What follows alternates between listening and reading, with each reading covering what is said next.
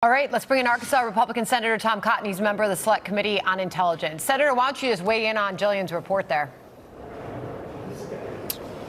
Well, I think these reports are very troubling, especially the CIA officer. Why does a CIA officer have a social media page expressing political opinions of any kind? The CIA and the intelligence world in general is not supposed to make policy, and to post a flag of post a picture of a Palestinian flag waving the day the Israeli Defense Forces goes into Gaza is not some innocent expression of sympathy with the Palestinian people. I mean, it's obviously expressing hope for their victory over the Israeli Defense Forces. It'd be akin, I would say, to having an intelligence officer in our Department of War on December 8th, 1941, posting someone waving an imperial Japanese flag or a Nazi German flag after those countries had declared war on us, and vice versa. So these people should be, at a minimum, suspended and have their security clearances suspended until an investigation can decide exactly what should be done with them. But to the degree that the agency had to remind staff then that it violates agency policy to post personal positions on social media, I mean, should we have senior officials, senior officers in the CIA that need to be reminded of that, Senator? Well, it's unfortunate that we do. I mean, I've long thought that people who are in our intelligence agencies, and for that matter, our uniformed military, should not be on social media. They certainly shouldn't be posting political or policy viewpoints on social media. Maybe if they want to use it as a conduit to see the grandparents or the grandkids, that's one thing.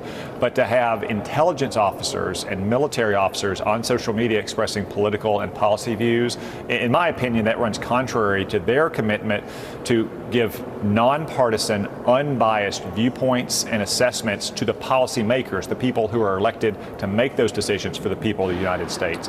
And that's just any kind of view at all, even if I agree with it. Certainly waving a Palestinian flag the day after, or the day that Israel's defense forces moved into Gaza to try to destroy terrorist savages like Hamas is beyond the pale. I want to ask you now, obviously, as we have been focusing on this hostage release at this hour, as the war continues, there is a quote in the Washington Post on the Israel war creating divides inside the Biden White House. With this headline, White House grapples with internal divisions on Israel-Gaza. Senator, it reads, quote, the Israel-Gaza war has roiled the administration more than any other issue in Biden's first 3 years in office. According to numerous aides and allies inside and outside the White House, as staffers agonize over their positions on highly emotional issues. Before I ask you how you support any conditions on further aid going over, what is your reaction to that? What are you hearing about this divide inside the West Wing? Well, I think it's appalling that Democratic senators like Bernie Sanders are calling for conditions on our aid to Israel, as if Israel is some third world despotism abusing its own people. Israel is an elected democratic society that suffered the most savage attack against Jews since the Holocaust.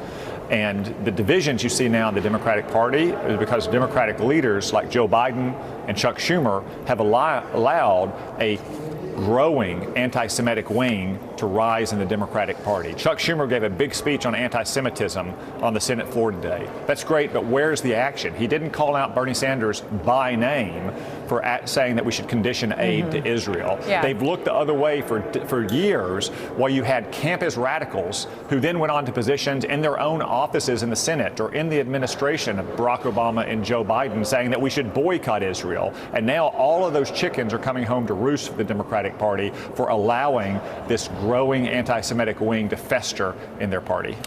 Just to be clear, this is where we caught up with some Democratic senators on whether or not there should be conditions on aid to Israel. Here was a few of the responses real quick.